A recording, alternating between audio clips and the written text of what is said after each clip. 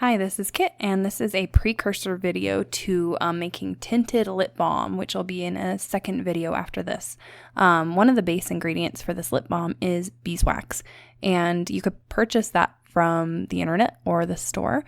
Or if you have a beehive or have a neighbor that does bees, you can actually get beeswax from your hive. So that's what I'm showing off here. You can see this has been melted down in a pot of water in order to remove all of the liquids and retain all of the solids. So it's filthy. It's filled with dead bees. It's filled with little silk cocoons from the cells.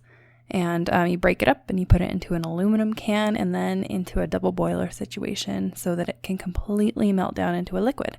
I've sped this up quite a lot, and I took breaks from the video. It took probably 20 to 25 minutes just to do that amount of wax. So that's, of course, a 28 ounce or so can to give you an idea of the scale.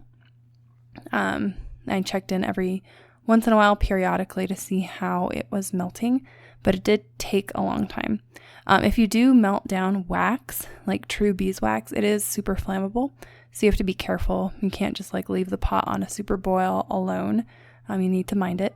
So I wanted to show off what this looks like in a comb state, and that was a pretty a newer wax. You could tell it was a lot whiter than the wax that I'm melting down here, which is pretty yellow. So once you've melted it down, you see no other waxy solids in the pot. Now it's the time to clean it up. And the easiest way to do this, I wasn't sure if it would stick to this plastic plate or not. It actually didn't adhere at all. I have this old coffee filter that I just use for wax, and it is a wonderful tool for removing all of the particulates from wax that's completely raw and still has chunks in it. So you pour the wax in to this coffee filter mesh, and then you just use it as a strainer, an ultra fine strainer, to strain out all of the gross solids from your wax. You can see it starts seeping out immediately because wax, when it's melted down, is a liquid. And then you just kind of slosh it around in order to separate all those solids out and to leave just the nice clean wax behind. You can see that wax has a nice yellow color. That's because it's wax that's been used a little bit more often. It's a little older wax. Virgin wax that's just been formed from bees, will be much lighter in color.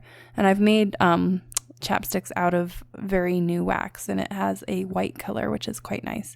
But for this, in my next video, we're making tinted lip balm, so it doesn't really matter what the color is anyway.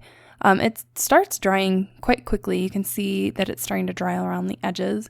I think that it dried in about 5 minutes. So in the next video, you're going to see what I do with this wax in order to create lip balm.